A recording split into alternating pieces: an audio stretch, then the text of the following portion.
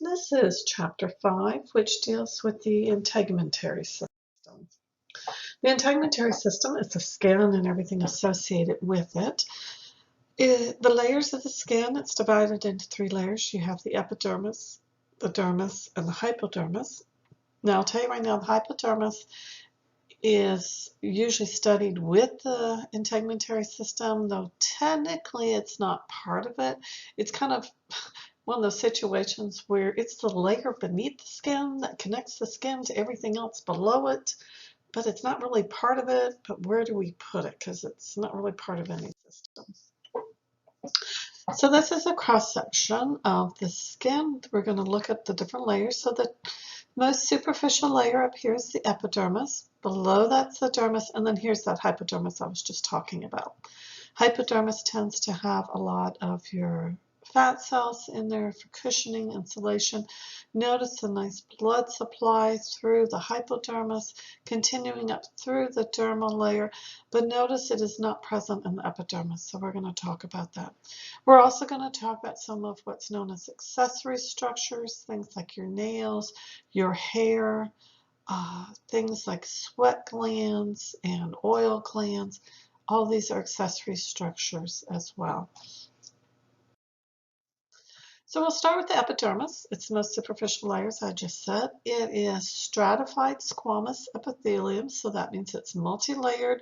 Squamous is those flattened, they look kind of squashed type cells, and they're keratinized. Keratin is a protein that's going to be made initially as these cells are being produced. We'll see they're going to be pushed from beneath or be pushed up towards the surface, and as they are pushed up, this protein keratin is added to it. It's going to help give properties of strength and also kind of a waterproofing characteristic to the skin. It's a protective thing. It makes it more difficult for things to penetrate through the skin. Now, most areas of the body have 4 layers of the epidermis. However, there are some areas that are known as thick skin that have 5 layers. Things like the main areas are the soles of the feet and the palms of the hand, but also your digits. Now, the epidermis is avascular, so it does not have blood supply in it. It's dependent upon underlying tissues and the blood supply there to provide the nutrients, gases that it needs. It does, though, have nerves in it, so we say it is innervated. The layers of the epidermis are the stratum basal, and these layers, I'm telling you, are going from the deep to more superficial. Then the stratum spinosum, stratum granulosum, stratum lucidum, and stratum corneum. Now the stratum lucidum, as you can see, that is the layer that is only found in the thick skin. So here in the schematic drawing, it is showing the different layers over here on the left. So down at the very bottom here in this little pink area down here, this is actually the dermis. You have these little ridges that extend up into the epidermal area. In the stratum basal down here, we do have melanocytes. We'll talk about this in just a moment. They're going to be producing a pigment called melanin. So the cells down here are going to be actively going through mitosis and dividing, and one cell stays down here and the others get pushed up. So by the time you're on the surface, these cells are dead. So the stratum basal, that is the deepest layer. The basal cell is a stem cell. And so it's going to go through mitosis very quickly. One cell remains. The other daughter cell will be pushed upwards. The cell that remains goes through mitosis, pushes one cell up, one remains. It just keeps going at a fairly rapid rate compared to other areas of the body. Now, there are other cells, as you saw in that previous picture, that are embedded in this layer. You do have Merkel cells. These are a sensory receptor. And then the melanocytes do produce that pigment melanin. Melanin, we're going to see again, it does help protect the cell, protects the DNA from UV penetration. The stratum spinosum is the second layer. It's often characterized as looking kind of spiny when you look at it. Under the microscope, the cells have this characteristic look to them. It's about 8 to 10 layers thick of the keratinocytes. You do have dendritic cells embedded in here. Dendritic cells are also known as Langerhans cells, and these are capable of carrying out phagocytosis. That is a protective mechanism. They're able to kind of move around through the layers to detect any type of foreign debris. They can distinguish between cells that are yours and foreign cells. We refer to self versus non-self. So these Langerhans cells are kind of on patrol, searching for anything that may have penetrated down to this layer. The Stratum Granulosum, the name implies it kind of has a grainy look to it. It's about 3 to 5 layers thick. Cells that are in this layer are going to die, and the nucleus is going to start to break down. The organelles are going to start break down. And that's why it's getting this kind of grainy look to it as things are breaking down in the cell. Part of the reason the cells are dying is they are far enough away now from that stratum basal where beneath that is the dermis, which has the blood supply. So it's too far for the nutrients and the oxygen to diffuse through. So they're not getting the nutrients. So essentially it's kind of like they're starving to death and they're going to start to die. At this point, you do have that protein keratin present, which does give the waterproof properties to the skin. That's going to help keep you from getting dehydrated. The stratum lucidum is that extra layer that's only found in the palms of the hands, soles of the feet, the digits, areas that get a lot of wear and tear. They kind of need that extra layer of protection. It's very smooth, it looks translucent. And then the outermost layer on the surface of the skin is the stratum corneum. It's about 15 to 30 layers thick. It's composed of layers of dry and dead cells. This provides protection. Once again, it's going to help prevent dehydration from occurring. How does it protect? Well, anything to penetrate the body has to penetrate through it. And oftentimes these cells start sloughing off. So let's say a bacteria lands on your skin, which they do. When the dead cells are being sloughed off, the bacteria on them get sloughed off as well. It's been estimated from the time a cell leaves that stratum basal layer when it's first produced to the time it reaches up to the surface and is sloughed off, can be anywhere from 25 to 45 days. There are different factors that can influence the timing of it. But essentially, yes, what you're looking at when you look at each other, it's mostly dead cells. And the skin's constantly regenerating, if you will, and those dead cells are sloughing off. The dermis is below the epidermis. It is vascular, so it does have a very healthy blood supply to it. The epidermis was made up of, remember, epithelium tissue, that stratified squamous epithelium tissue. The dermis is connective tissue. And it can also be divided into 2 layers, the papillary layer and the reticular layer. The papillary layer is composed of loose areolar connective tissue. It is right beneath the stratum basal, so it's right below the epidermis. It does form these dermal papillae, these little, it's not a smooth surface, it's these little ridges and invaginations that ultimately are going to be forming things like your fingerprints. It helps to increase the surface area between the dermis and the epidermis. Whenever you increase surface area, it allows for more like diffusion to occur, etc. Within the papillary layer, you're going to have fibroblasts that are making those fibers, protein fibers that you find in the connective tissue. Remember, has extracellular matrix, and part of that is composed of fibers that are made by the fibroblasts. Adipocytes, these are essentially your fat cells. It does have a lot of blood vessels. It does have a lot of phagocytes, those different types of cells that are capable of recognizing foreign debris. They also, if there's been an injury, they'll clear up any dead cells. You have lymphatic capillaries, you have nerve fibers, you have sensory receptors in here. So there's quite a bit of other cells that are associated within the dermis layer. The reticular layer is still connective tissue, but it is dense, irregular connective tissue. Once again, it's highly vascular and it's highly innervated. Innervated means it has nerves running through it. And so in this diagram, cross section here, the very top you have the epidermis, so the dead corneum layer here. Here's where your cells are actively growing, this darker pink.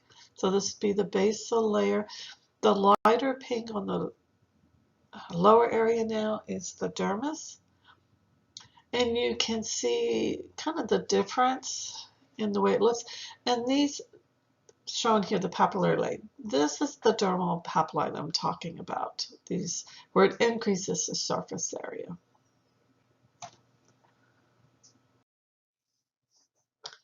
The hypodermis, as I mentioned at the beginning, is not technically part of the integument, but we throw it in here because, once again, where are we supposed to put it?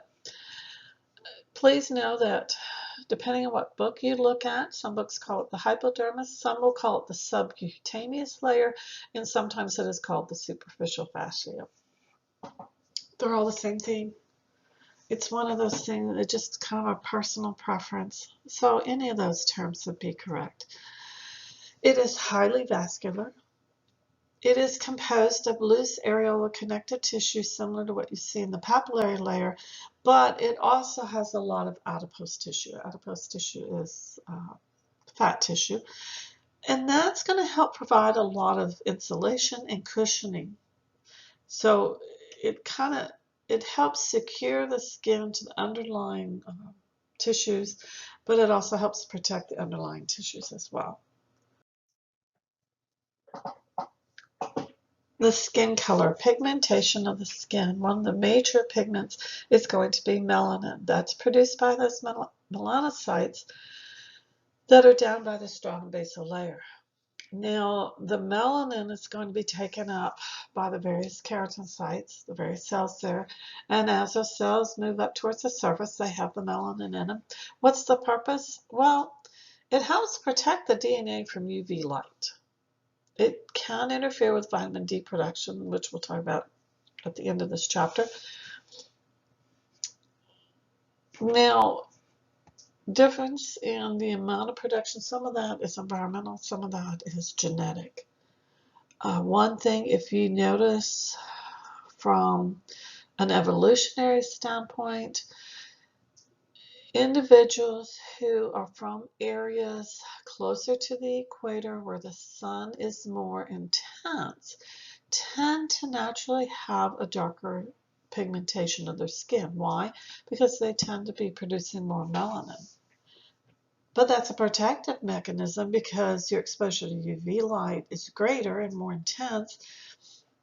And so melanin is kind of like the body's sunblock, if you will.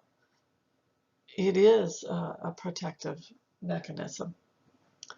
Another thing that is involved with pigmentation in skin is keratin. Keratin is found in your yellow and orange vegetables. It gives it that yellow-orange color, like pumpkin, squash, sweet potatoes, yams, things like that. Keratin is important in terms of it is a precursor to making vitamin A. You do need vitamin A. It does assist with the process of allowing you to see. So your mom was right. She said you had to eat your carrots because that would help with your vision. As a kid, my mother always told me that, and I love carrots, and I used to eat a whole bunch, and I still ended up with glasses, which I reminded her of frequently. Keratin, you're thinking, okay, fine, so it's squash and pumpkin. How can that affect pigmentation? This is more obvious with someone who's very fair-skinned, and some of you may have seen that if you have children. When you have a young infant and you start them on their solid foods, those of you who have kids are familiar with this, you kind of start them, it seems like, on colors. And when you hit the carrots and the sweet potatoes and you're introducing them to them and they're eating more of that, if the young child is very fair-skinned, like my kid. I'm of Irish background. I'm very fair-skinned. So what happens oftentimes is that carotene tends to accumulate in certain areas, sometimes on the hands. One area, especially, it seems like with little kids, is in the nose if you're really fair-skinned. Now, if you're darker skinned, it's not going to be as obvious. But I remember with my kids, taking them for checkups to the pediatrician was like, oh, I see you've introduced the yellow vegetables because the nose is a little bit orangish here. Yep. Hemoglobin is another pigment that can help with coloration of the skin. Hemoglobin is found in the blood. It binds oxygen, and it gives, when it's bound with oxygen, it causes that red, bright red color. Once again, someone who's very fair-skinned, if you have increased, say, blood flow to the surface of your face is going to look red then. It gives it more of a pinkish red hue to it. So melanin is going to be the strongest pigment that has influence on skin color, but know that there are other pigments as well, the carotene and the hemoglobin, that can also affect skin coloring. And this diagram is just showing down here in the what would be the stratum basal layer, these cells are going through the mitosis like they're supposed to. But here is one of your melanocytes. And so everyone tends to have roughly the same number of melanocytes. It's just how much melanin is each one producing. So like I said, I'm very fair-skinned, so I'm going to be over here. My melanocytes don't work real well, if you want to think of it that way. They're not producing very much pigment. Someone who's darker skinned, the melanocytes are producing a lot of the melanin. And see how that pigment becomes incorporated. It's taken up into those keratinocytes. So as they move towards the surface, by the time you get up here, you have a lot of melanin in the cells, which gives the darker coloration to the skin.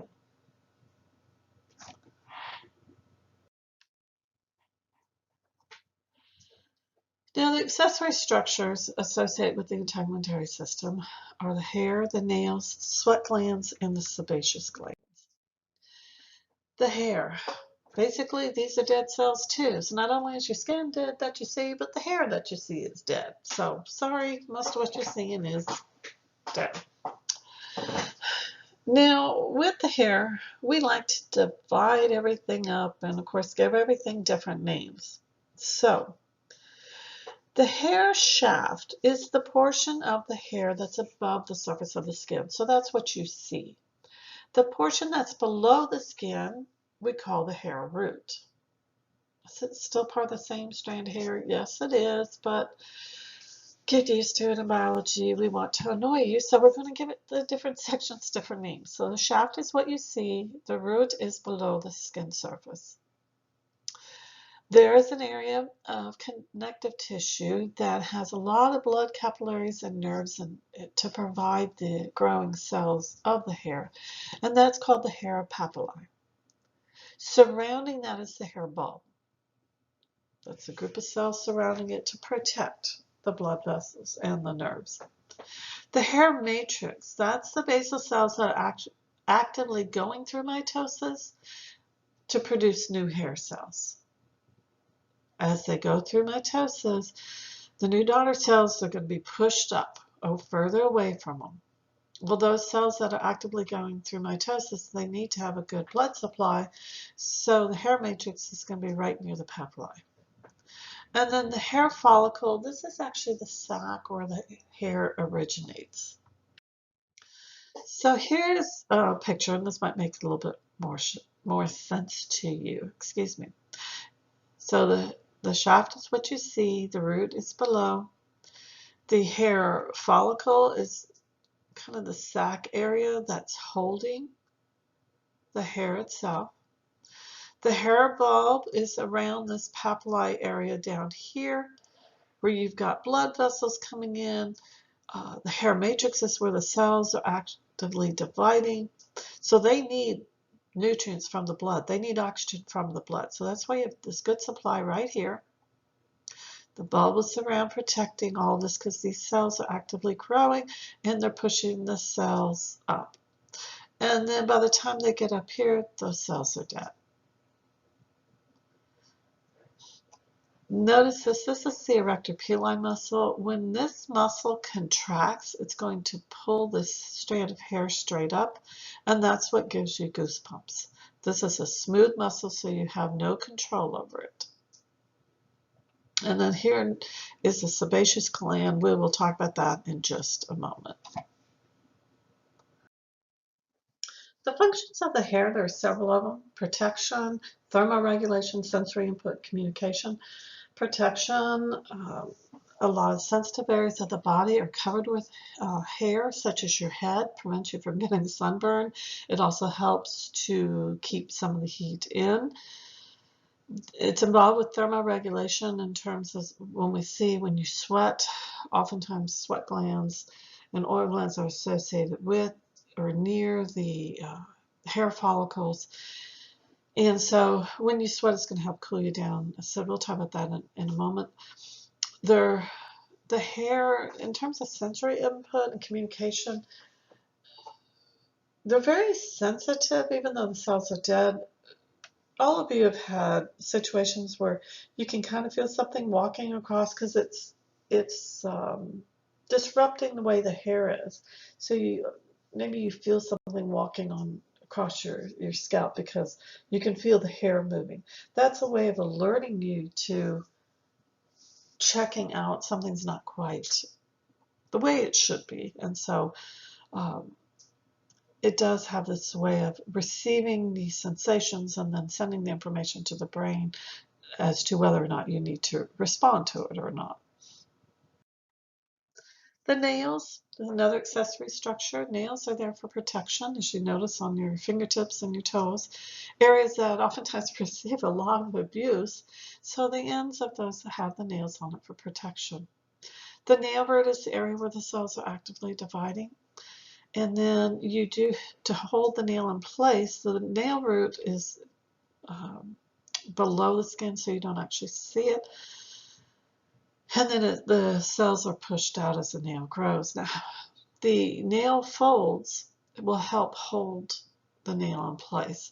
You have the lateral nail folds on either side of the nail, and then you have the proximal nail fold, which is also known as the epinicium, which is also known as the cuticle, and they all work together, like I say, to hold that nail in place. Underneath the nail is very rich blood supply, and that's why it has that pinkish color to it. And so as you can see here, you have got the folds, like I say, that are helping to hold the nail in place, and that nail root is underneath here, underneath below the cuticle, because cuticle's up here. And so the cells are actively growing here, and as you know, pushing the nail out this way. Nails can be very critical in a couple things. The condition of the nails and any abnormalities can give us clues for certain diseases and disorders.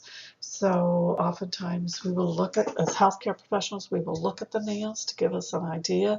Are there any clues there?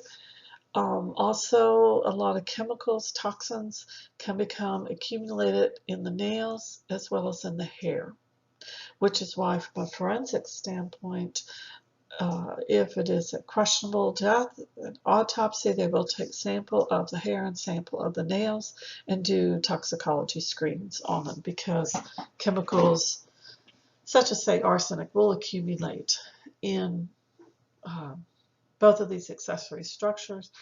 And because it takes a while for it to grow, you can see whether if somebody was exposed to a toxin, maybe not yesterday, but a month ago, 2 months ago, depending on how long it takes their hair and their nails to grow, you can possibly pick that up. Sweat glands are known as sudoriferous glands. There's two different types of them. There's ecrine and apocrine. Equine ones, the sweat's mostly water. It's going to be involved with thermoregulation. They're found all over the body, but there are higher concentrations of them in the forehead, your palms, and the soles of your feet. When you are hot, when your internal body temperature starts rising, it's constantly being monitored, and there's a range that it's like, okay, but if it gets to a certain point, the body's going to respond to try to bring your internal body temperature back down to a more normal range. And one way of responding is to activate the sweat glands, the equine sweat glands. Now, as much as you may not like it that you are sweating, it is the body's natural way of regulating your internal body temperature, because when you sweat and that water evaporates, it's carrying heat with it. So that helps to cool you down. So it's very, very important with this thermoregulation.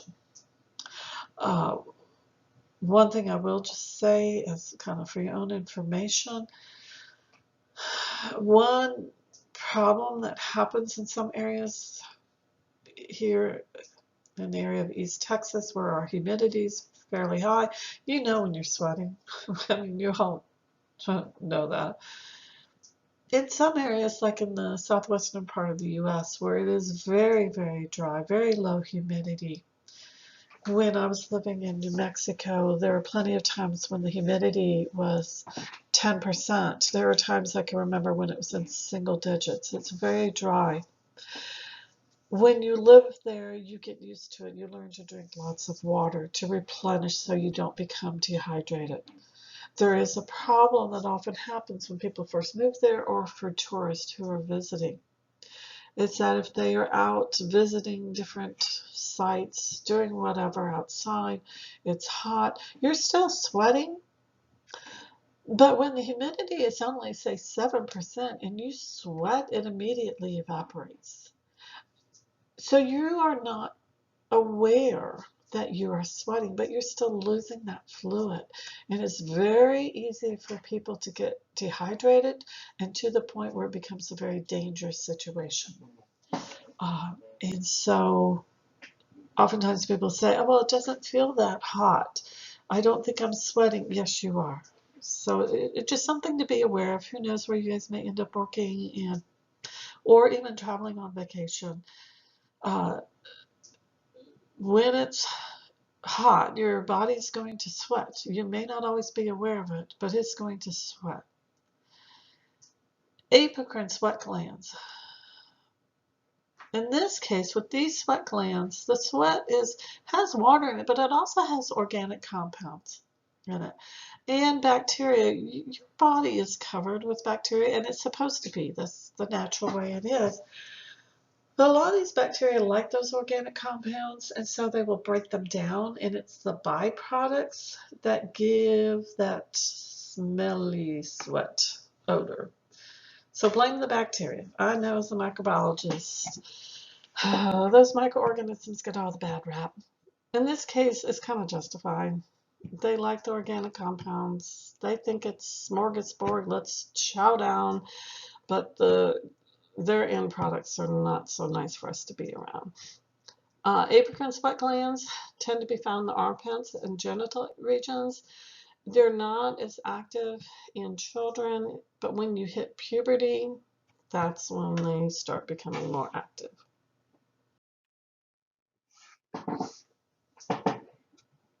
So this picture is showing an example of an equine sweat gland. It is a type of exocrine sweat gland in terms of you've got the gland here, and then you have this duct, and it is going to open up through an opening or a pore on the surface of the skin. It is not associated with the hair. It is separate from it. So when you're looking at a cross section and you see something like this, this is a equine sweat gland. Sebaceous glands are oil glands. They are usually associated with the hair follicles now. They will secrete sebum, which contains a lot of lipids. Remember, lipids are fat compounds. This helps to lubricate both the skin and the hair. It helps provides waterproofing properties or assist with that for the skin and hair. And you might think, oh, sebaceous glands, oils, yeah, if they're too overly active, it's not so fun, but you do want to have some of it because it does help make the skin and the hair nice and soft and pliable. And so these are the ones that are associated right here. They will produce that sebum, and then they're associated with the hair, and they will drain in along here and then release it out through. So they don't have their own little ductwork like the equine sweat glands do. So sebaceous glands, think oil glands. Think of them associated with the hair. So what are the overall functions of the integumentary system? Well, there are several of them. Number one, protection, sensory function, thermoregulation, vitamin D synthesis. They help prevent dehydration, and for insulation. So for protection, it helps to prevent that dehydration because of the waterproofing properties. It's helping to keep as much of the water and moisture internal and not just having it drain out of you from your skin. It's also a physical barrier. We see this certainly when we talk about your immunity and protection from infection and such. Anything that has to try to penetrate inside of you has to get past the skin first. So it's an actual physical barrier.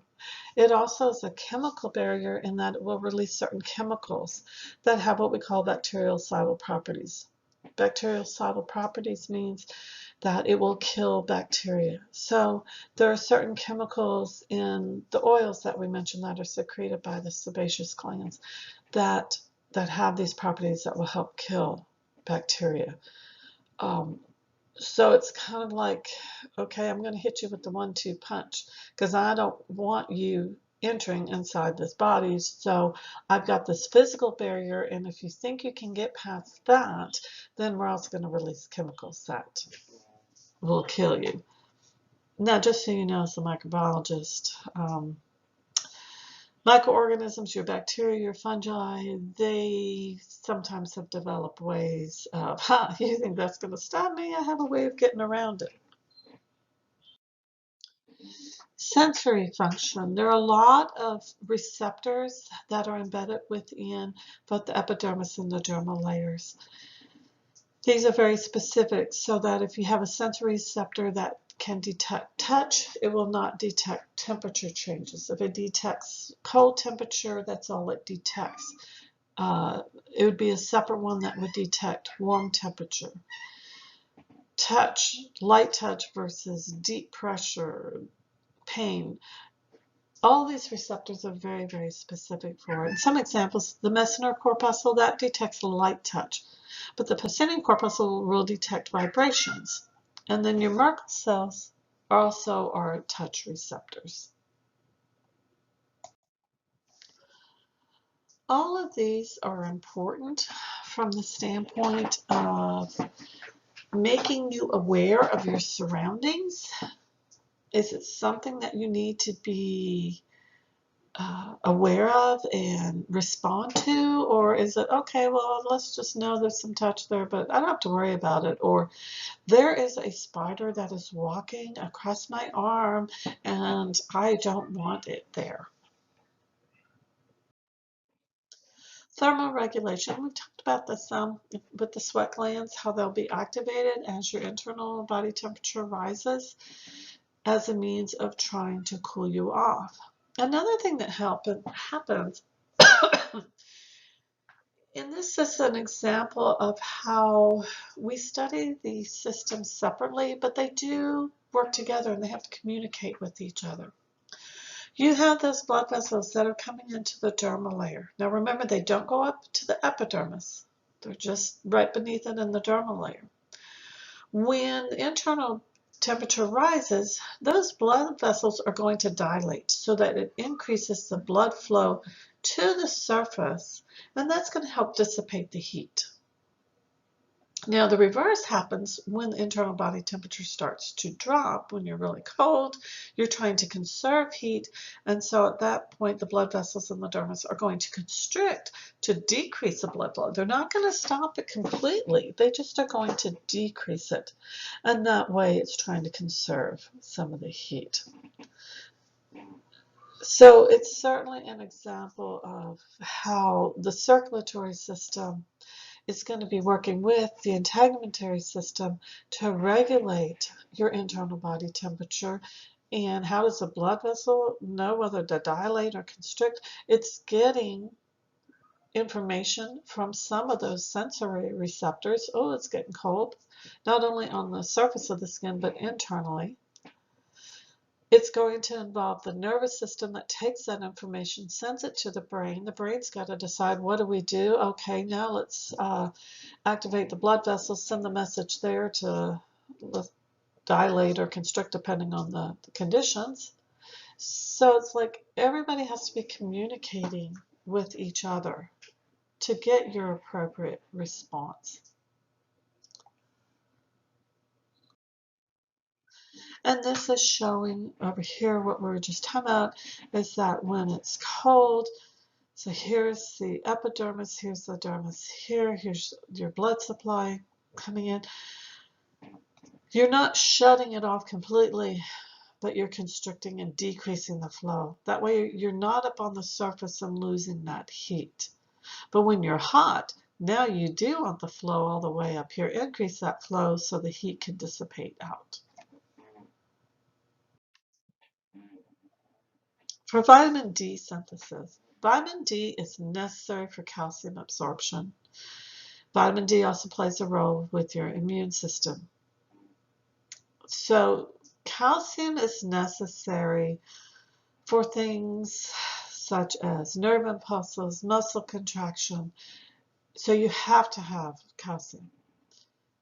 You can take all the calcium in your diet, but if there's no vitamin D, you're not going to absorb any of it. So you have to have vitamin D in order to absorb that calcium.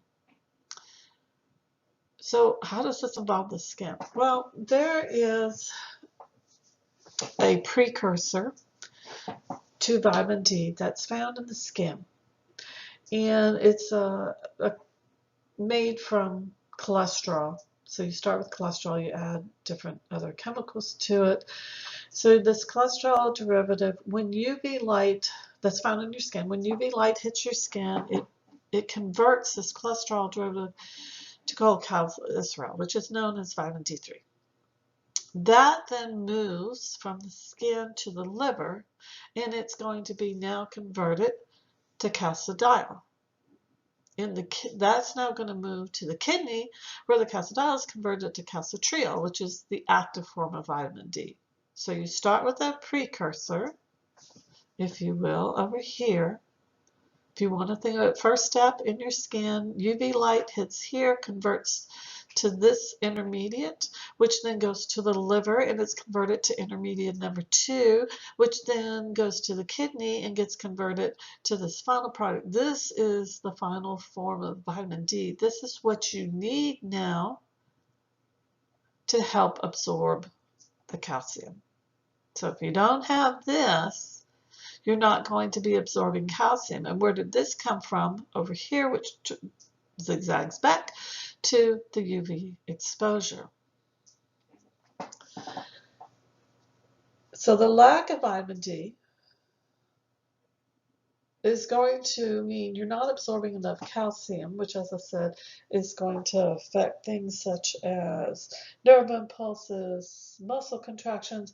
You store excess calcium in the bones, which means if you're not getting enough calcium, you're going to end up with bone deformities. And usually you end up with a disease called Rickets, which is caused by lack of calcium. There is a catch here that you need to have that exposure to the UV light in order to have the whole process start and basically synthesize vitamin D. However, you don't want excessive UV light because, as we'll see in a bit, that can lead to skin cancer. So there's kind of a balance here that you have to be aware of. And so it's a balance. Just to give you a personal example, I have had several rounds of basal cell skin cancer. I'm very fair skin, which puts me at high risk. It runs in my family, and like I say, I've already had skin cancer. So my doctor has finally said the risk for me of exposure to UV light for skin cancer is too high, but I need to get the vitamin D. So I now have to take a vitamin D supplement in order to have enough vitamin D so I can absorb the calcium that's needed. So what are some of the diseases of the integumentary system? Well, skin cancer, as I just mentioned a little bit. There's three main types of skin cancer: basal cell carcinoma, carcinoma is cancer, squamous cell carcinoma, and melanoma. Basal cell carcinoma is one of the most common types of cancer of any of the types of cancer, and certainly of skin cancer. It is typically non-invasive, so it doesn't metastasize, it doesn't spread to other organs. You still want to have it treated though. It originates with the stratum basal layer. You can easily have it treated. Oftentimes they'll freeze it off or by surgery cut it out. It may look like a slight discoloration of your skin. I always say, you know what's normal for you, so if you start noticing things that are abnormal, get it checked out. Squamous cell carcinoma, it originates in the stratum spinosum, and it can metastasize, so you definitely want to get this one treated. You want to get any of them treated, obviously. Melanoma is the most severe. It can definitely metastasize. Sometimes it can be aggressive. It originates with the melanocytes. This is an example here of melanoma. It can take on several different appearances. Melanoma definitely has been associated with exposure to sunlight, but also there can be other contributing factors. One thing I do want to say is some people realize, oh, melanoma can be triggered by exposure to sunlight, but I want a really nice tan, so I'm going to use the tanning booth. Tanning booths can be just as dangerous, and some people have actually said they feel the risk is higher with a tanning booth. It's just not worth it, folks. So with skin cancer, they usually will talk about A, B, C, D of things that you look at. Some people have extended that and added some additional things to look at. And some of these people would just combine with the A, B, C, D. Asymmetry. Look, if you have a spot, it may be a mole. Moles by themselves usually are not a problem. It's when they change that you should be concerned. If you have a mole that's always looked one way and then suddenly it starts growing or it changes color, you need to have that checked out. So the ABCD for cancer look at asymmetry. Do you have a spot and it's not perfectly even? One side does not look like a mirror image of the other. Get it checked out. Look at the border. In that last picture we saw, the border there is very irregular. So if it's not a nice smooth border, most moles will have a smooth border. If it's irregular, get it checked out. The color. If it's a dark brown, black, or if the color changes, get it checked out. Look at the size of it. If the diameter is greater than 6 millimeters, get it checked out. Okay. Now the E, if it's evolving, if it's changed, that shape has changed in any way, get it checked out. If it's raised, get it checked out. If it's kind of been soft but it suddenly becomes very tough and firm, get it checked out. And certainly, obviously, if it's growing, get it checked out. You would rather get something checked out and someone say, oh, that's nothing, than to not do anything and then be too late. There's a lot of different skin disorders. We're just going to talk about a few of them. Eczema is an allergic reaction. It results with very dry, very itchy patches of skin, not the entire, but just patches, so it often looks like a rash. Acne is when there's an overproduction of sebum in that sebaceous gland, that oil gland, and because you have an overproduction, it accumulates and it blocks that hair follicle. So now you're still producing and overproducing, but it's blocked. It cannot drain out the way it normally would. And then this sets up for a bacterial infection. So initially here you've plugged this where the hair follicle is. Here's the sebaceous gland. It's still producing that sebum, but it's blocked right here. So you're still producing. You're still producing. You're starting to get a mild inflammation, maybe a little bit of pain, a little bit of redness, because the sebum has no place to go. And now what happens is bacteria are like, oh, lunchtime. The sebum's got lipids in it. We can start eating this. And then you end up with the infection. One of the signs of infection is inflammation, so you definitely get reddening. It's going to be sore. You've got all this sebum here. It's pushing up, providing pressure, and that's what acne is. Different types of injuries to the skin. Some examples of burns, scars, keloids, bedsores, stretch marks, and calluses. Burns. Some things that you're very concerned about, especially with a severe burn, is dehydration of the individual. You've destroyed part of the skin, and so you're worried about that protective physical barrier has been basically destroyed. The integrity of it has been lost, and so now you are susceptible to dehydration and that water loss. You're susceptible to an electrolyte imbalance. You're losing not only the water, but potentially the sodium, the potassium. Those are supposed to be kept within certain ranges within the body, and if you're losing that, you're going to end up with an imbalance, and then that can cause additional problems. Because of the dehydration, because of the electrolyte imbalance, the shock to the system, you could, in very severe cases, end up with renal failure, kidney failure, and circulatory failure.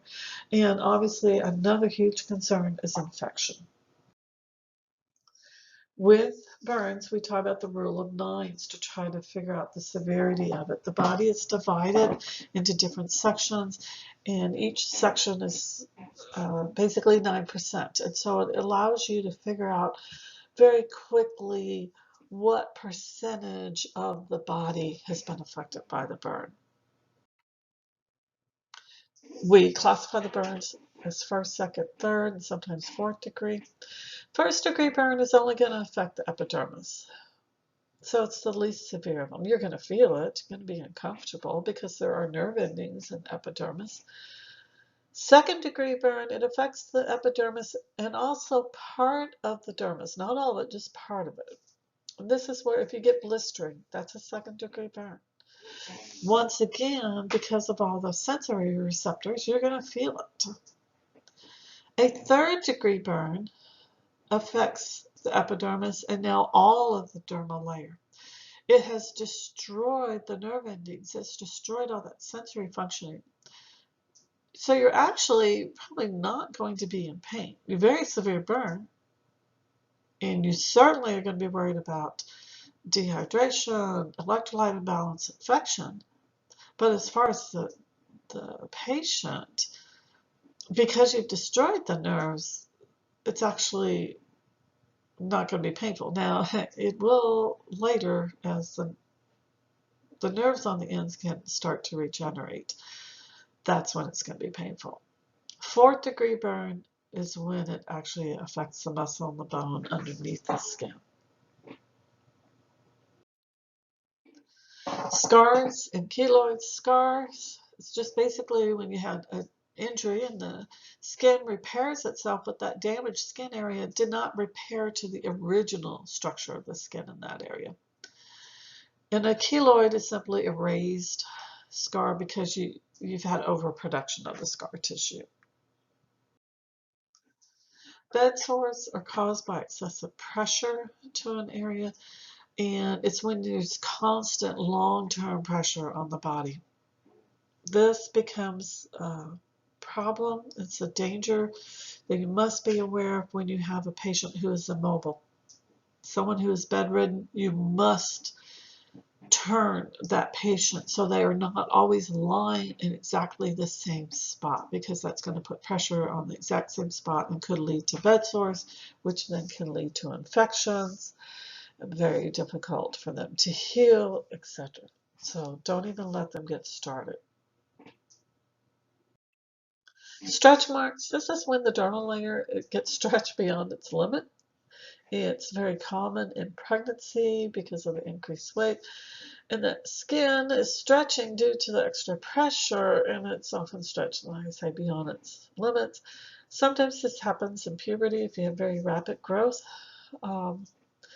The stretch marks over time will often get kind of fade and get lighter and lighter, but they're there.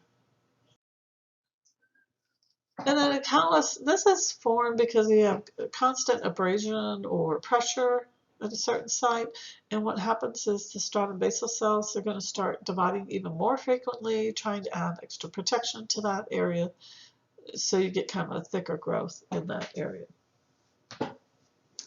One other thing that I did not mention, but just FYI for paper cuts. With the skin, because there is no blood supply to the epidermis, if you get, say, a paper cut, you're going to feel it. You've all had one. You feel it. Why is it that sometimes they bleed and sometimes they don't? If it does not bleed, that means that you only cut through the epidermis. You did not reach the dermis. If you reach the dermis, then it's going to bleed. But why did you feel it? Because you have free nerve endings that extend up into the epidermis. So no matter what, you're going to feel it. Whether it bleeds or not depends on whether you got down to the dermal layer or not. So that is the integumentary system.